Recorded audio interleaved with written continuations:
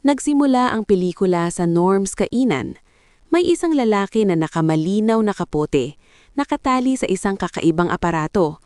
Lumapit at sinabi na malapit nang magwakas ang mundo at kailangan magbuo ng isang grupo ng mga estranghero para tulungan sa misyon. Ipinaliwanag na nakarating na sa kainan na ito ng 117 beses at sinubukan ng iba't ibang kombinasyon ng mga tao pero lahat ay nabigo. Ang lalaki mula sa hinaharap ay nag-recruit ng mag-asawang sina Mark at Janet at isang ina na si Susan, pati na rin ang iba pang mga nakasaksi, sina Bob, Marie at Scott. May isang batang babae na nagngangalang Ingrid na nagboluntaryo na sumama pero ayaw siyang isama, hanggang sa biglang nagbago ang isip dahil medyo kakaiba ang pakiramdam ngayong gabi. Pagkatapos, umalis sa kainan at nagpunta na sa misyon. Ilang araw bago ang insidente, ipinakita na sina Mark at Janet ay mga guro sa high school. Sinubukan ni Mark na makuha ang atensyon ng kanyang mga estudyante pero abala ang lahat sa kanilang mga cellphone. Ikinuwento niya ang kanyang inis kay Janet at sa iba pang mga guro, ngunit sinabihan lang siya ng mga ito na huwag masyadong mag-alala. Maya-maya, napilitan ng mga estudyante at mga guro na manatili sa bunker ng paaralan nang kumalat ang balita tungkol sa pamamaril sa loob ng eskwelahan. Tinangka ni Mark na ipagtanggol ang isang guro laban sa isang masamang estudyante, ngunit muntik na siyang mapahiya at masagot ng husto nito bago pinayagang bumalik sa kanilang mga klase ang lahat. Di nagtagal, ang lahat ng estudyante ay nakontrol ang isip ng isang app sa kanilang mga cellphone na may simbolong piramid. Sinubukan ni Mark na kunin ang atensyon ng isang estudyante, pero sabay-sabay silang kumilos papunta sa kanya na parang mga zombie. Nagtago siya sa faculty room, ngulit agad na nabasag ng mga estudyante ang pinto at nakapasok. Tumakbo sina Janet at Mark papunta sa isang classroom at ginamit ang mga nakatagong baril na nagpapalabas ng electromagnetic waves na pansamantalang humihinto sa signal ng telepono at nagpagising sa mga estudyante mula sa pagiging zombie. Ngunit, di nagtagal, bumalik ulit sila sa pagiging kontrolado, kaya tumakas na lang palabas ng paaralan. Balik sa kasalukuyan ang lalaki mula sa hinaharap. Ang nangunguna sa lahat palabas ng isang exit, pero puno na ang mga kalye ng mga pulis at armadong opisyal. Alam na may dalang baril, plano itong gamitin para maging bayani, pero nahikayat siya na unang lumabas sa kalye. Dahil dito, nabaril at namatay si Bob. Pagkatapos, natagpuan ang isang nakatagong butas sa sahig at nakalusot doon palabas ng gusali nang hindi napapansin. Ang layunin ay hanapin ang isang 9 taong gulang na batang lalaki na siyang lilikha ng AI na sisira sa mundo. Sa isang flashback, ipinakita na napatay ang anak ni Susan na si Darren sa isang pamamaril sa paaralan. Labis ang kanyang dalamhati at pagkabigla. Nilapitan siya ng isang grupo ng mga ina na dati na ring nawalan ng mga anak dahil sa mga katulad na insidente. Pinapirma si Susan ng ilang dokumento at dinala sa isang pasilidad kung saan ipinaliwanag sa kanya na maaari nilang i-clone si Darren, ngunit posibleng hindi ito maging eksaktong katulad ng anak na nakilala niya. Kahit may pag-aalinlangan, nagpasya pa rin si Susan na ituloy ang proseso.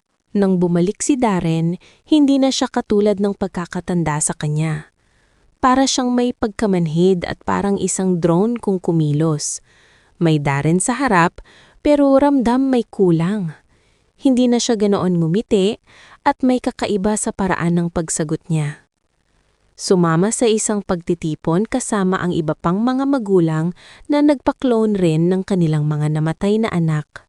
Doon, lalong nabigla nang malaman na may isang mag-asawa na 4 na beses nang kinlone ang anak nila at parang wala lang iyon sa kanila.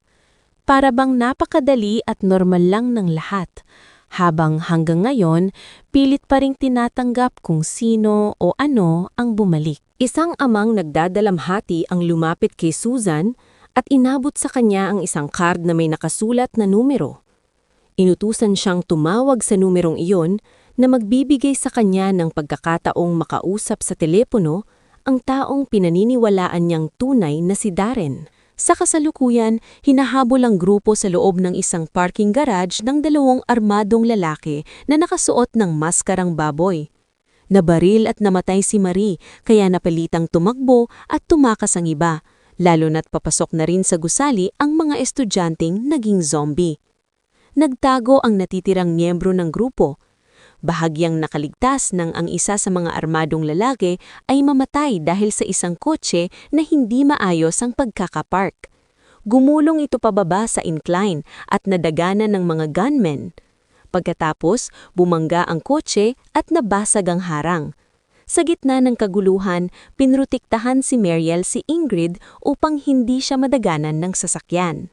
Bumalik ang alaala sa pagkabata nung na-diagnose na may kakaibang allergy sa electronics at sa anumang may Wi-Fi signal. Dahil dito, marami naging problema habang lumalaki. Naiiba sa ibang bata at palaging kailangang umiwas sa mga gadget at teknolohiya. Ngayong matanda na, ang pinakamagandang trabaho na nakuha ay ang pag-aaliw sa mga birthday party bilang isang karaniwang prinsesa. Doon nakilala si Tim, isang delivery driver na hindi gumagamit ng cellphone. Dahil parehong namumuhay ng malayo sa teknolohiya, unti-unti naging malapit sa isa't isa at nabuo ang isang espesyal na ugnayan. Sa huli, naging malamig at tila napalayo si Tim dahil nalulung sa isang virtual reality simulator. Ilang oras nakababad araw-araw. Minsan, nadatnan sa kalagitnaan ng gabi na kakakalas lang sa koneksyon at walang tigil sa paglamon ng pagkain. Pagkatapos, sinabi na aalis na siya at pipiliin niyang mamuhay sa loob ng isang simulated reality habang buhay. Hindi nagtagal, nagbitiw rin sa trabaho matapos makaranas ng matinding pagdurugo ng ilong habang nasa isang birthday party dahil sabay-sabay na gumagamit ng kanilang mga cellphone ang maraming batang babae. Kaya makikitang nakasuot ng prinsesang damit sa simula. Bumalik sa kasalukuyan, nagsuot ng protective gear ang mga nakaligtas upang ipagpatuloy ang kanilang misyon. Ipinakita ang isang flashback mula sa pagkabata ng lalaki tungkol sa kanyang koneksyon sa AI. Sinubukan siyang itago ng kanyang ina mula rito, ngulit natagpuan ng AI ang kanilang tahanan at winasak ito na ikinasawi ng kanyang ina at nagsimula ng kanyang panghabang buhay na misyon. Natagpuan ng isa pang gunman ang grupo. Galit siya dahil napatay ang kanyang kaibigan at ipinahayag na sila ay binayaran para habulin ang lalaki at sino mang konektado sa kanya. Sinubukan ng lalaki na kausapin siya upang humupa ang galit niya at halos nagtagumpay, ngulit sinira ni Scott ang pagkakataon nang mabangga niya ang gunman gamit ang sasakyan. Habang papalapit sa destinasyon, nagsimulang kuyugin ang mga kabataang kontrolado ang isip, parang alon silang dumagsa papunta. Ang lalaki, kasama sina Ingrid, Susan at Scott, ay nakarating sa bahay ng bata at nakipag-usap sa 2 taong pinaniniwala ang magulang niya. Mabilis na napansin ng lalaki na may kakaiba sa kanila at maaaring bayad lang ang mga ito. Napatunayan niyang tama siya nang saksakin ng tatay si Scott sa leeg gamit ang thermometer sa pagluluto at pinatumba ng lalaki ang peking tatay sa pader. Sa takot, sinabi ng nanay sa grupo na nasa itaas ang bata bago siya tumakas. Walang nakita ang grupo, ngunit napansin nila ang isang Roomba na pumapasok sa isang nakatagong puwang sa likod ng pader. Natuklasan ng 3 ang batang si R.T. Wilkinson Hunt habang ginagawa niya ang AI. Sinubukan ng lalaki na gamitin ng isang drive para magpasok ng virus sa AI at patayin ito. Pero sinabi ni Susan sa kanya na gamitin si Darren para ikonekta sa AI dahil iyon ang sinasabi sa kanya ng boses. Nangyari ito at ginamit ng AI ang mga robot at elektronikong kagamitan ng bata para umatake.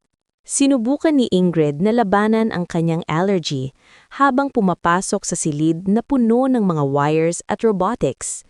At nakuha niya ang drive bago pa man ma-detonate ng lalaki ang nakakabit sa kanya. Ginamit ng AI ang batang lalaki para ihinto ang oras at makipag-usap kay Ingrid. Ipinakita nito na siya ang ina ni The Man na nagpapaliwanag kung bakit sobrang protektado nito sa kanya buong gabi. Ang AI ang responsable sa app na nagkokontrol sa isip ng mga kabataan, sa pag-hire ng mga mamamaril para habulin si The Man, sa mga peking boses ng mga namatay na bata tulad ni Darren, at sa virtual reality simulation na kinahumalingan ni Tim. Alam din nito na hindi minana ni The Man ang kanyang allergy sa teknolohiya at sinabi na kahit ilagay niya ang virus sa sistema ng AI, maaantala lang nito ang hindi maiiwasang pangyayari dahil likha pa rin ito ng AI sa huli. Iminungkahi nito na sumali na lang siya sa simulated reality tulad ni Tim. Nagpa siya si Ingrid na magiging proud siya sa kanyang magiging anak at napamura at ipinakabit ang virus sa sistema na nagpatigil sa lahat. Si The Man, si Ingrid at si Susan ay lumabas sa kalye at tila bumalik na sa normal ang lahat. Nakaligtas sina Mark at Janet, hindi na kontrolado ng isipan ng mga kabataan at bumalik sa dati si Darren para kay Susan. Ngunit napagtanto agad ni The Man ang kanyang hula kanina na sila pala ay nasa loob ng isang AI simulation na gustong ipakulong sa kanila. Naging malinaw ito kay Ingrid nang makita niya ang batang lalaki at isang aso na nagsasabing, "Good luck, have fun, don't die." Pinasabog ni The Man ang kanyang aparato, ngunit imbis na bombahin, naibalik lang siya sa nakaraan. Si Ingrid ay dinala sa ambulansya habang umiikot at nagwawala, at si Mark naman ay nakain ng higanteng pusa. Bumalik si The Man sa simula ng gabi. Pero diretso siyang pumunta kay Ingrid muna. Napagtanto niya na ang plano niyang pasukan ng virus ang AI ay isang hangal na ideya. Kaya may bagong plano siya. Naipamahagi sa lahat ang allergy ni Ingrid. Hinuwakan niya ang kamay nito at pagkatapos ay binigkas ang kanyang malaking talumpati sa buong diner. Sinisimulan muli ang gabi.